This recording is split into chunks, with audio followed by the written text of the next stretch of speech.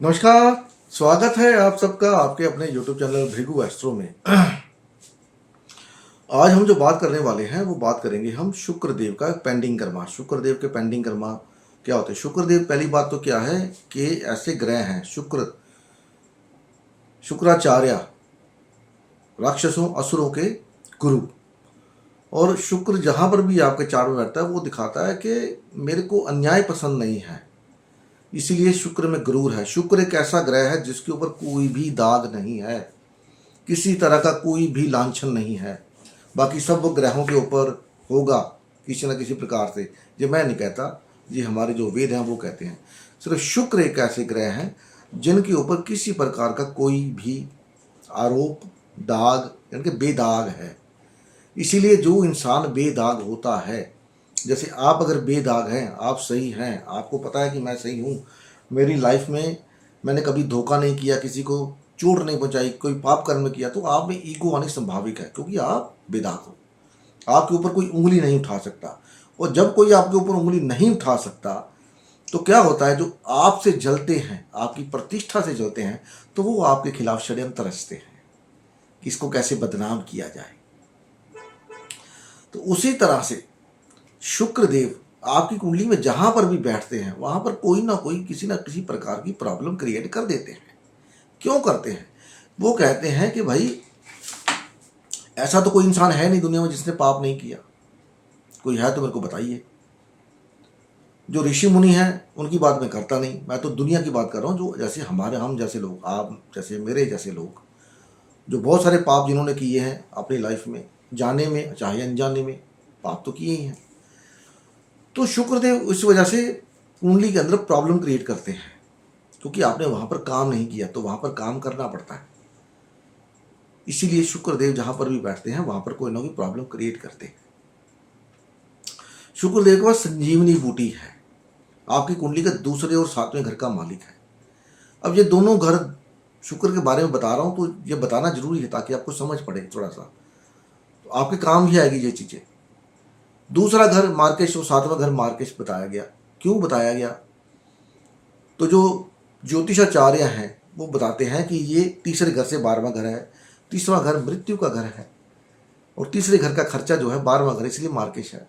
8वां घर जो है आपकी आयु का घर है, वहां से जो लिब्रा साइन है वो 12वां घर है, तो वो इसलिए वो मार्केश है, क्योंकि आपकी आयु को कम करता है।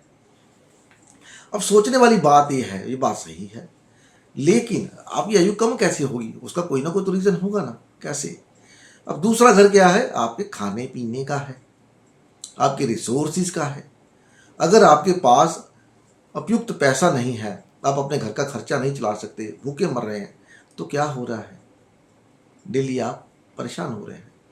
सातवां घर आपकी डेली मरा की इनकम नहीं है आपके पास, पालन पोषण नहीं कर पा रहे, घर नहीं चला पा रहे, तो वो मृत्यु तुला कष्ट ही तो है, मौत ही तो है। पता नहीं जिंदगी में कितनी बार मरते हैं, कितने लोग होते हैं ऐसे जो घर से निकलते हैं, पैसा नहीं कमा पाते, घर का खर्चा कैसे चलेगा? दूसरी बात, शुक्र दूसरे घर का मारक इसलिए है कि दूसरा घर खाने पीने का है। अगर आपके पास बहुत सारा पैसा और आप अंट शंट बंट जो भी खा रहे हैं, चाउमीन फाउमीन ये वो, तो क्या कर रहे हैं? आप अपनी हेल्थ के साथ खिलवाड़ कर रहे हैं। दूसरा घर खाने का भी है।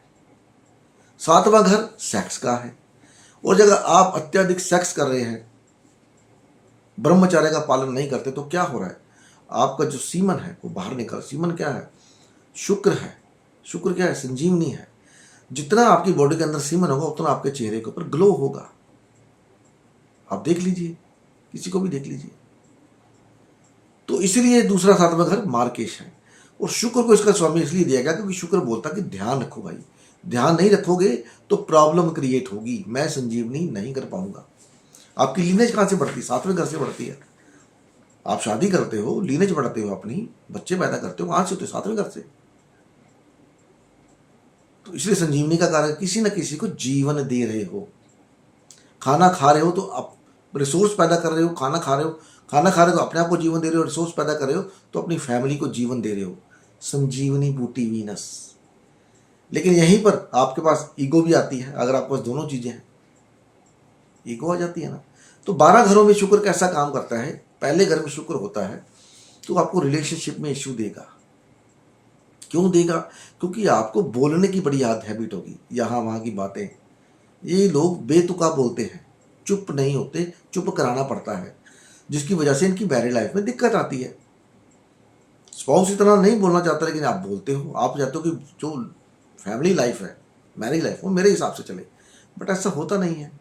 दोनों को साथ लेके चलना पड़ता है, इसीलिए प्रॉब्लम आती है रिलेशनशिप में। शुक्र फर्स्ट हाउस में होता है तो भाई की, आप छोटे भाई की लाइफ देख लो, आपको खराब मिलेगी, रिलेशनशिप का इशू मिलेगा शुक्र फर्स्ट हाउस में। शुक्र दूसरे घर में क्या करता है? पैसे को लेकर दिक्कत क्रिएट कर देता है फैमिली के बीच में, फैमिली के अंदर ही प्रॉब्लम हो जाती है पैसे को लेकर के, या रिसोर्स नहीं होता, रिसोर्स इतने होते हैं कि फैमिली वाले बोलते हैं हम तेरे को देंगे नहीं। शुक्र दूसरे घर में कुछ ना कुछ आपकी वाणी खराब कर सकता है। वहां पर आपके पास पैसा बहुत सारा हो, आपको पता है जिसके पास पैसा होता है तो उसकी वाणी तो खराब होती है, बिगड़ जाती है वाणी उसकी, सामने वाले को कुछ समझता नहीं है। तो यहां पर शुक्र आपको वाणी दोष दे सकता है, बोलने का तरीका खराब कर सकता है। फैमिली से जो उम्मीद करते हो वो नहीं मिल सकती, हो सकता है ऐसा भी हो सकता है। शुक्र दूसरे घर में कोई ना कोई प्रॉब्लम क्रिएट करेगा, वहां पर आपको ज्यादा खुश नहीं रहने देगा। नहीं विश्वास तो खुश होकर देख लो, पता चल जाएगा आपको। शुक्र तीसरे घर में, रिलेशनशिप में इशू है, शादी को निभाने के लिए बहुत सारा एफर्ट जाता है, भाई बहनों की जिम्मेदारी उठानी पड़ती है, दोस्तों की जिम्मेदारी उठानी पड़ती है। भाई नकारा होता है या बहन नकारा होती है या दोस्त नकारा होगा कोई ना कोई, उसकी जिम्मेदारी उठानी पड़ती है। चल भाई मेरा दोस्त है, चल भाई मेरा भाई है, कोई बात नहीं। फैमिली रिलेशनशिप निभाने में इशू मैंने आपको बता ही दिया। फादर इन लॉ से भी दिक्कत हो सकती है किसी न किसी प्रकार की। गाड़ी चलाते वक्त बात करने की हैबिट, बिना बात किए रह नहीं सकते, कोई गाड़ी चलानी है तो बात करनी चाहिए, नहीं तो नींद आती है। तो ये लोग बेतुका बात भी करते हैं, फोन के ऊपर भी बड़ी जल्दी एंग्री हो जाएंगे, गुस्से हो जाएंगे। शुक्र चौथे घर में, फिर यहां पर भी मैरिज लाइफ में इशू है। किसकी वजह से? मदर की वजह से, या मदर टाइप किसी लेडी की वजह से फैमिली लाइफ में इशू है। शांति नहीं मिलती घर के अंदर, घर में लेडीज की चलती है, या लेडीज बहुत मोटी हो जाती है, पीस ऑफ माइंड होता है। लेकिन यहाँ पर रहता कंफर्टेबल जोन में है, ये बात सही है। आपके पास गाड़ी होगी, बढ़िया गाड़ी होगी, बढ़िया बंगला होगा, घर में सारा साजो सामान होगा जो आपको चाहिए कंफर्टेबल में, AC, cooler, fridge, TV, what ever you need, sofa होगा बड़ा अच्छा सा घर के अंदर। शुक्र पंचम भाव में, नॉलेज में इशू है, बच्चों में इशू है, बच्चों से संबंधित इशू है, लव अफेयर में इशू है, धोखा मिल सकता है। जो जिसके साथ अफेयर चल रहा है आपका, वो आपको धोखा दे सकता है यहां पर, या आप धोखा खा सकते हो या आपको धोखा दे भी सकते हो। मतलब अफेयर की वजह से, किसी ना किसी वजह से, क्योंकि यहाँ पर ये लोग रोमांटिक बड़ी जल्दी हो जाते हैं। पांचवा घर है ना, सूर्य का घर है, तो रोमांटिक बड़ी जल्दी हो जाते हैं, और बाद में इनको ब्रेकअप भी होता है, तो तकलीफ होती है, इमोशनली तकलीफ होती है। शुक्र पांचवें घर में, तो बच के रहिए, स्टडी में अपना ध्यान लगाइए। यहाँ पर जितना पढ़ सकते उतना पढ़े, नॉलेज आपको अच्छी आ जाएगी, लेकिन उस नॉलेज को यूज कर पाएंगे नहीं कर पाएंगे ये नहीं मैं बोल सकता, वो आपके ऊपर है। नॉलेज तो मिलेगा, ये श्योर। शुक्र छठे घर के अंदर क्या होता है? नीच का हो जाता है। तो भैया यहाँ पर आपको सिर्फ एक ही हिदायत है, अपनी बीवी की सेवा कर लो, जितनी करनी पड़ती बीवी की सेवा। बीवी की वजह से घर के अंदर दिक्कत आती है, भाई बहनों से, मदर से, सिबलिंग से दिक्कत आती है बीवी की वजह से, या हस्बैंड की वजह से, स्पाउस, क्योंकि रिलेशनशिप का कारक है। नीच का होकर बैठ गया तो झगड़ा, या तो बीवी झगड़ा करेगी या हस्बैंड झगड़ा करेगा, बिना बात के झगड़ा, छोटी सी बात का राई बना देगा। ऐसे लोग घर के कामों में ज्यादा अच्छा काम परफॉर्म नहीं कर पाते, इनको पता नहीं घर को मैनेज कैसे करना है, तो स्पाउस ही मैनेज करता है। सातवें घर में शुक्र, तो यहां पर ब्रेकअप बना देता है, एक बढ़िया सा ब्रेकअप होता है। छठे घर में भी ब्रेकअप के चांस बनते हैं। वो जो ब्रेकअप होता है ना, वो आपको पूरी उम्र याद रहता है, तो वो एक नासूर बन जाता है। सातवें घर में भी ब्रेकअप का चांस बना देता है। शादी लेट हो जाती है, क्यों लेट हो जाती है? क्योंकि चेकलिस्ट बहुत बड़ी होती है कि मेरा हस्बैंड ऐसा होना चाहिए, मेरी वाइफ ऐसी होनी चाहिए, सुंदर होनी चाहिए, ये होना चाहिए, वो होना चाहिए। जिसकी वजह से दिक्कत होती है। या ये सोचते कि मेरी शादी धूमधाम से हो, बड़े घर के अंदर हो, और बड़ा घर कभी मिलता नहीं है। मतलब कहने का मतलब जो चेक लिस्ट होती है, जो लिस्ट होती है आपकी आपके स्पाउस के प्रति, उस वजह से यहाँ पर देरी होती है। रिलेशनशिप में इशू हो जाता है किसी ना किसी वजह से, या यूरिनरी प्रॉब्लम हो सकता है, ये भी हो सकता है।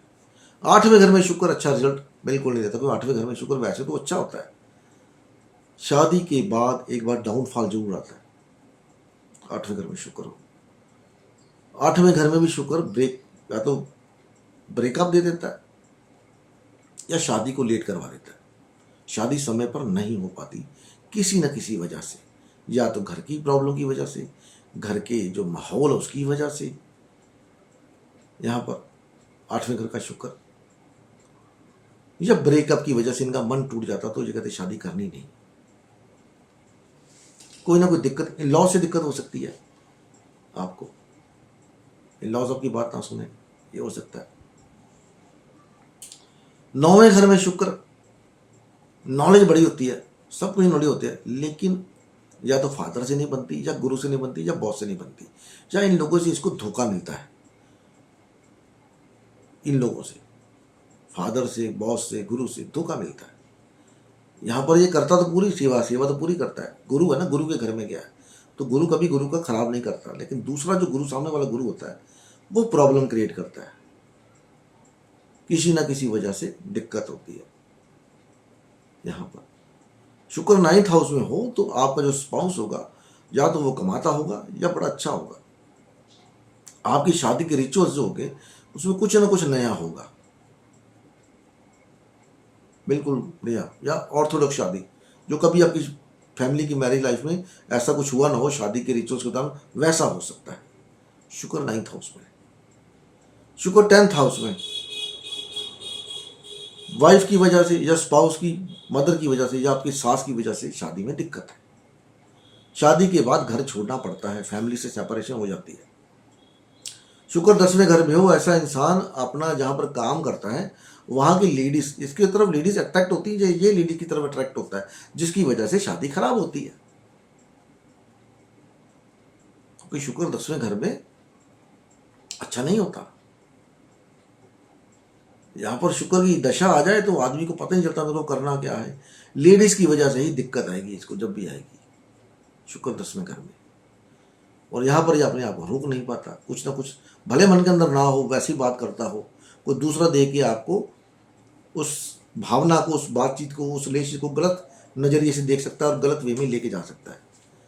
शुक्र 10वें घर में, शुक्र 11वें घर में अच्छा नहीं होता, ब्रेकअप होने के चांस बनते हैं, लव मैरिज के भी चांस बनते हैं। शुक्र 5वें में भी लव मैरिज के चांस बनते हैं, शुक्र 7वें में भी लव मैरिज के चांस बनते हैं, लेकिन मैरिज कितनी सक्सेस होगी इसका नहीं पता। शुक्र 11वें में भी लव मैरिज के चांस बना देता है।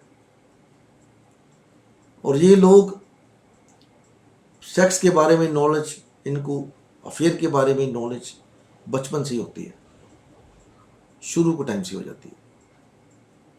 इनको दोस्त बढ़िया होते हैं, इनके बड़े बड़े दोस्त होते हैं, रॉयल दोस्त होते हैं, क्योंकि शुक्र रॉयल्टी है, रॉयल दोस्त होते हैं। 10वें घर में शुक्र बड़े अच्छे ऑफिस में काम करेगा, गंदे से ऑफिस में काम नहीं करेगा, भले ऑफिस गंदा है, इसका अपना एरिया है, बिल्कुल साफ सुथरा फर्स्ट क्लास रखेगा, जिसकी वजह से लोग इसकी तरफ अट्रैक्ट होते हैं और जलते भी ऐसे और प्रॉब्लम क्रिएट करते हैं इसके लिए। 11वें घर में भी ऐसा ही होता है, शुक्र 11 में अच्छा रिजल्ट नहीं दे पाता। शुक्र 12 में उच्च का है, लेकिन मैरिज लाइफ डिस्टर्ब है, देख लीजिए आपने, किसी ना किसी तरह से आपकी बेडरूम लाइफ डिस्टर्ब है, चाहे वो आपका पार्टनर परफॉर्म नहीं कर पा रहा, चाहे वो आपका मन नहीं लगता, या किसी ना किसी बात पे झगड़ा हो जाता है। लेकिन शुक्र 12 में ये जरूर है कि आपको आपकी मन चाही चीजें जरूर मिलती हैं, और इनका उपाय सिर्फ यही है कि वहां पर आपको मैनेज करना है चीजों को, वहां पर आपको अपनी अकड़ नहीं दिखानी, यही एक उपाय है। जिस घर में आपको जहां पर प्रॉब्लम आ रही है उस चीज को ठीक करिए, ठीक करने से चीजें अपने आप सही हो जाएंगी, क्योंकि शुक्र की एक आंख नहीं है, एक आंख ही है, और जिसकी एक आंख होती है ना, वो जब आपको निशाना लगाते हो तो कैसे लगाते हो? एक आंख बंद करके, पूरा फोकस होता है इसके ऊपर। वही फोकस कभी कभी प्रॉब्लम क्रिएट कर देता है। तो ये था शुक्र का पेंडिंग कर्मा 12 घरों के अंदर। उम्मीद है वीडियो अच्छी लगेगी। अच्छी लगी तो लाइक कर सकते हो, शेयर कर सकते हो चाहो तो, वरना आपकी मर्जी। मिलते हैं अगली वीडियो में, तब तक के लिए नमस्कार।